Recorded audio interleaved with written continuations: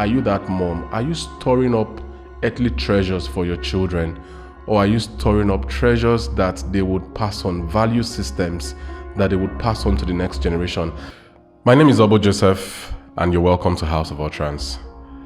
Welcome, guys. It's been such a beautiful day right here in Abuja. The weather is beautiful. Everything is really top notch, and I'm so excited to be here today. And the reason being that I initially, before I said the first thing I said on the video, one thing popped to my mind, and that was that I wanted to talk about what I think, or who I think an independent woman is.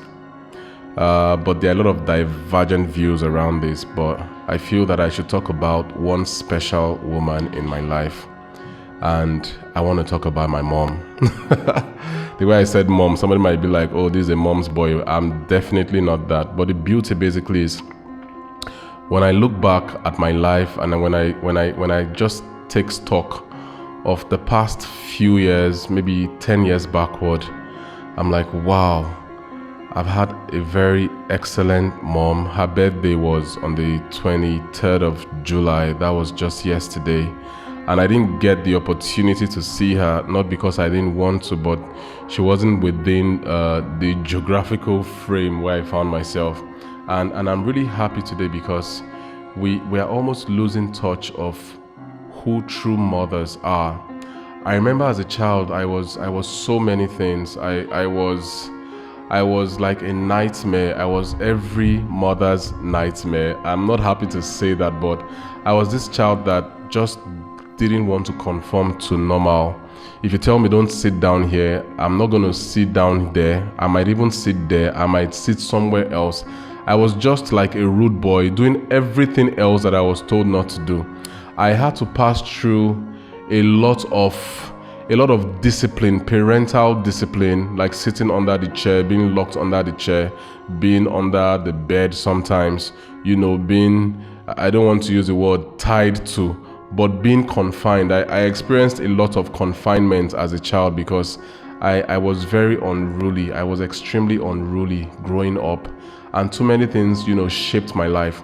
I look back and I'm like, wow, I had a mom who never gave up on me. She never gave up on me, but at the same time, she used the edge of discipline, to a maximum point, to the point that maybe I necessarily was not feeling pain anymore. And I'm not saying that to say that she was you edit this part out of it.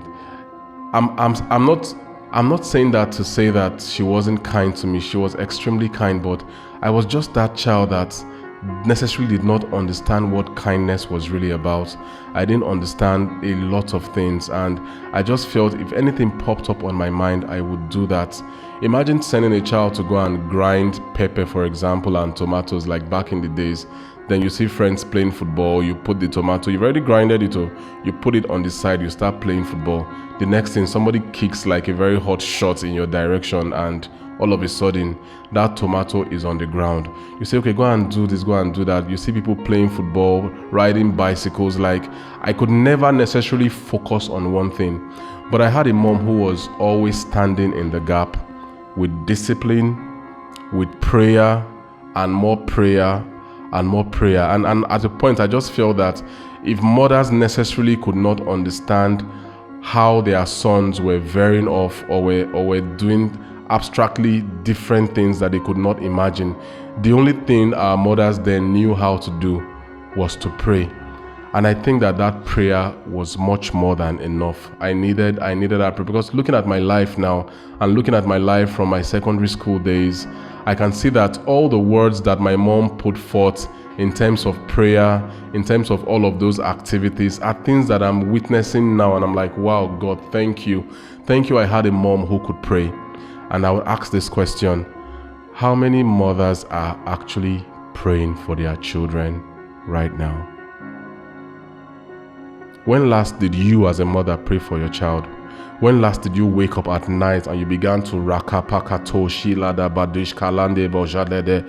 When last did you even go that far I'm not even talking of speaking in tongues now, just a simple prayer. When last did you make a simple prayer for your child who was going to school, for your child who was going to lessons, for your child who had to take a school bus to school, you not knowing how mentally stable the driver was, but you putting your child in prayer? When last did you call your son or your daughter and to lay prophetic words on them, like to really pump them up in the spirit, to the point that when they get to school, their responses to certain things would be things that are founded on the word? When last?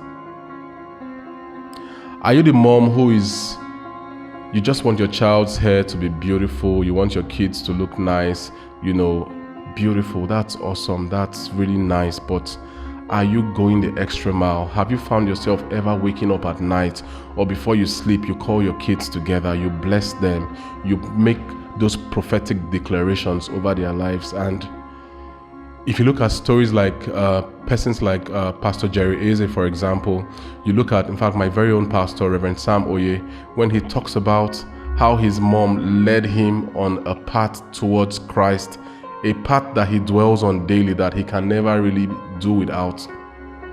Are you that mom? Are you storing up earthly treasures for your children? Or are you storing up treasures that they would pass on, value systems that they would pass on to the next generation? I had the opportunity of listening to a lady today on one of my friends' WhatsApp status, and she was talking about the fact that men out there are so useless, men are crazy, men are cheats, all men are this. Like she didn't have one good thing to say about any man except her dad. And she now said that if she had the opportunity, she would have gotten married to her dad, that she would like to marry her father. I knew that what she was trying to say basically was that she's looking for that same man like her father. But you cannot be all vile, all poisonous to all the men out there and you're expecting to find one good man, but all that you have in front of you that goes out and projects into the world is the poison that covers you all round and about. The men will definitely run. So what kind of a woman are you? What kind of a mother are you?